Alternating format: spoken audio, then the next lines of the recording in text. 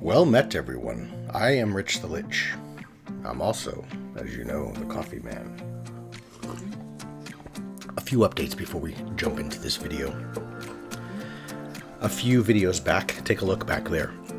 I am running a contest for the book Candlekeep Mysteries. Just watch that video. Submit to me something. I've had a few really good submissions already, but not enough to meet that threshold upon which I will validate or consider the contest all go.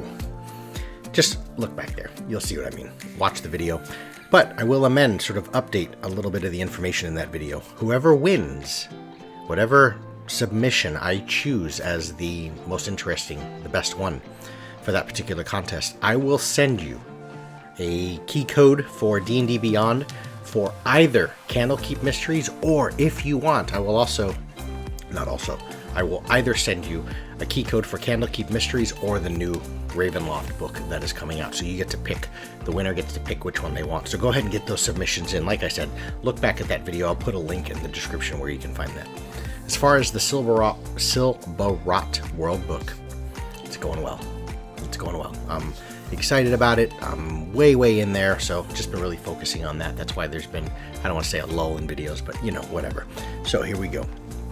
What's today's video? Today's video is going to be about kind of stepping outside the box, reskinning your monsters, right? This is more for DMs, of course, but how to, just some things and some tips and tricks that I go through to use more variety, more monster variety. I mean, if you look at D&D Beyond, I mean, there's a wealth of monsters out there. There's something like over 2,000, 2,500 monsters available that are in official books, one of the official resources, world books, whatever it may be. But you know, when you get to low level, right, like level 1, you've got, we sort of have these staples, these tried and true creatures. And I understand and respect that there's a familiarity there, right? There's a familiarity for dungeon masters. There's a reason why you want to use those, right? But it becomes predictable. Your players start to build and work through this sort of expectation. They start to almost understand what the monster can do, which really takes away a lot of the excitement of that monster. Because when your PC sort of, oh, well, we're fighting these guys, just stay far away. Caster, Ranger, stay way far away, and they can't do anything. They have to close into you.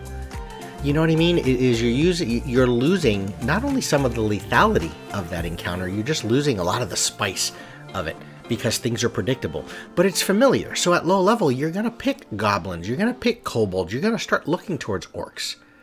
But if you really scroll through, there are so many 1/8 CR monsters. You know, let me give you one example. Sit back a little while for some story time. So recently, this is not low level, but here's an example of how I've reskinned a monster. So there's two ways of adding variety to the monsters that you bring to your table. One is reskin a monster. Find a stat block that you know is, according to official designers at least, you know is balanced, right? They've already run it through the ringer, the system, so to speak. You're not changing CRs, you're not changing traits and what it can do, what it can't do, and so on. You know the monster works, but just call it something else. So that's one way. Another way is just to simply start looking through some monsters where even you as the dungeon master, you're like, what the hell is that thing? I've never used that before. Read its lore, its story, and inject that into your world in place of the familiar, in place of the orcs and the goblins. That's sort of the example I'll show on screen. But the example that I'm going to talk through, my players were encountering an Etten, you know, the giant two-headed monster thing, right? They were anticipating, okay, this thing is a meat bag. It's probably not going to be hard to hit because it can't afford, or it's not going to be able to find plate mail that fits its large size or its huge size. So it's going to piece together, you know, some wooden plank for a shoulder pad, and it's going to have a shield on its chest or something like this. And, you know, just an amalgamation. It's a beautiful word. An amalgamation of padded armor and leathers and just stuff thrown together. So it's going to have an AC of 14. It's going to be easy to hit. Your players start to anticipate and expect this. See, at my table of 8 to 10 players, inevitably 4 to 5 are veteran role players. They've been around. This is not their first rodeo. They've played D&D for 25, 30 years, all the editions. They've been dungeon masters themselves. They generally know two-headed big giant thing with a club, it's an Ettin, right? You know it's going to be melee oriented. It's going to Hulk smash. It's going to hit really hard. It's going to have a ton of hit points. But what I did is I reskinned it. I looked at what the CR was, or at least the range of if there's varying Ettins out there, like an Ettin Commander and an Ettin Lackey or whatever. And I just looked in that same CR category on D&D Beyond. I'm fortunate that I have all of the monsters available because I have the entire plethora of official books out there.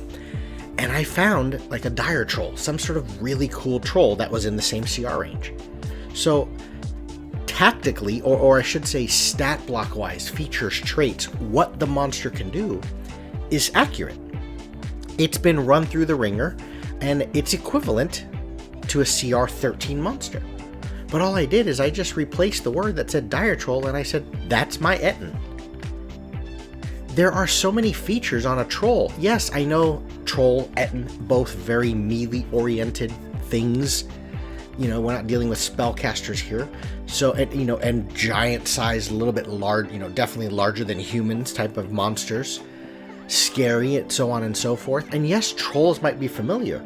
But by reskinning the Ettin, this thing was coming about, into combat as my players were expecting a lot of hit points, great, but they weren't expecting it to heal so quickly because of troll regeneration. They weren't expecting to have to think through using fire. You see where I'm going? And so when the wizard starts throwing firebolt at it or whatever, and this Ettin is responding very differently, they're like, wait a minute, what's up with this Ettin? Ettins are not normally really susceptible to fire. So it worked both in favor of the DM and the players.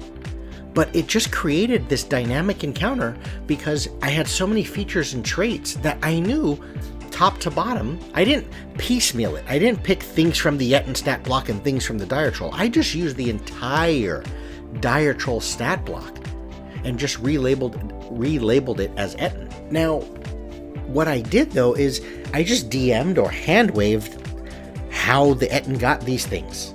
This particular Ettin is sort of like a commander, a lieutenant underneath some powerful necromancer overlord.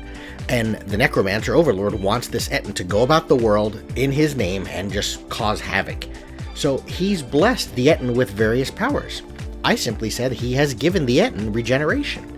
Right? There's a million ways that you can reskin a monster and just say, why does your particular goblin have, why is he completely built to fire? I don't know, maybe he wandered into some demonic portal and came out still alive, but now notice how we're now thinking like Magman, but yet it's still a goblin tribe. But you just change it up. But you start changing the perceptions of what your PCs are going to expect when they go into the deep mines at level 1. Oh, we're probably going to run into some sort of deep gnome, Duragar, goblin, right? What are the things that inhabit that area? Well, what happens if there's just this curtain of cold? They're going deeper into the core of the earth, where it should be hotter, but it's just getting cold. And they didn't know there was like a now sealed but still partially leaking portal to the plane of ice. But now you're spawning these little ice crystal monsters. I'm sure at low level, there's some random ice crystal monster you can get through. So let's just take a look at the screen, right? Where are we at? Here we go. So, low level, right? Fight's about to go down.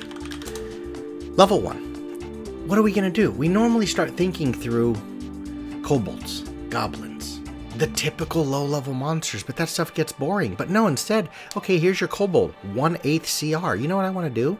Is I'm going to get rid of the kobold, and I'm just going to sort by CR, and let's get an idea of what sort of monsters I can pull from at the same or similar 1/8. Here we go. A Flumph, cool. A Flying Dagger, Flying Snake. Germlane. I don't know what the hell that is. It's a tiny neutral evil humanoid. Good, it's evil. He's going to want to kill my players. Good enough. Here we go. Germline proved that terrible things can come in tiny packages. Their tiny, foot-tall forms can barely contain the cruelty and malevolence that courses through them. Deep in the okay, this is an Underdark thing. Here it is. But you know what? I'm going to relabel it. I'm going to call it something else. I'm going to call it a rockling. And these things just lurk along the mountainside in the caves that dot, it's like a honeycomb, right? Just caves everywhere, sniper positions. But your PCs are thinking they're going into goblin territory. But they can start to predict, okay, goblins, we're going to get swarmed, we're going to get overwhelmed. They may have like this dexterity, agility, stealth component. We may not see them coming. They're definitely going to use the caves as sort of sniper positions. We know goblins can use short bows and javelins and such, right? Or something like that. Well, no, we're not dealing with kobolds, so there's no pack tactics, but you get where I'm going. Who the hell knows that this creature has swarming rush and vermin friend and magic resistance and lurkers and shadow? You didn't know that because this is a Germline, but we don't go there, but yet the CR is the same. So the amount, the numbers, the challenge of this fight should be the same. This is relatively balanced for what it can do and what it is. But now you're changing the game tactically and you're bringing a lot of excitement and interest to your fights by simply saying, all of a sudden your PCs realize, guys, there's no goblin banners here. Like, the tribe that's supposed to be here was killed by something. They're starting to find dead goblins everywhere. What happened? These Germline came out from the Underdark. Maybe you don't even associate them to the Underdark. They're called Rocklings, right? And now they infest these caves. But as a 1/8 monster, look at how different. This thing has blind sight. Your rogue is going to have a really hard time sneaking up on this thing. Maybe now against this 1/8 guy, they're not getting sneak attacks because they're not going to have the hidden aspect. They're not going to have advantage on the first attack. They now have to be surrounded in melee combat. A 1/8 monster with magic resistance, that affects your spellcasters. They would not expect to go into a fight like that when they're dealing with goblins, right? It can understand and speak to rats, so maybe you have these little minions that you're using, right? Just some other little side fodder that the PCs need to deal with. A swarm of rats just pours out like an avalanche out of one of the highest caves. A Germline adds 1d4 to its weapon damage rolls while within 5 feet of another. It's not pack tactics and advantage, but they're dealing a lot more damage. I mean, this thing it has -1 to hit. It's difficult to hit you, but it deals a d4 -3, so it only deals like a point of damage. But as you start swarming around you, they're all dealing an extra d4, d4, d4. They're throwing darts. They have magic resistance.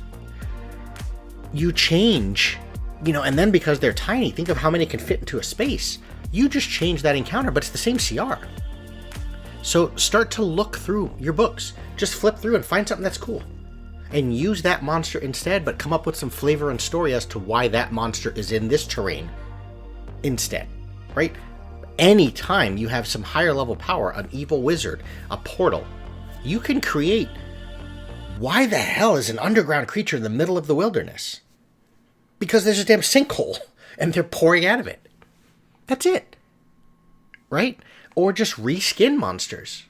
Don't just default to your orcs and your kobolds and your goblins and your dragons and your frost giants and your fire giants. And we know the list of monsters, guys.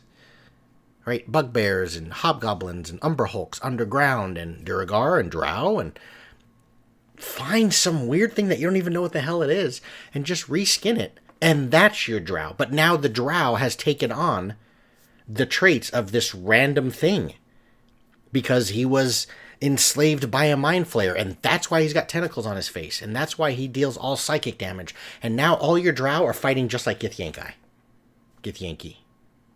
See you guys later.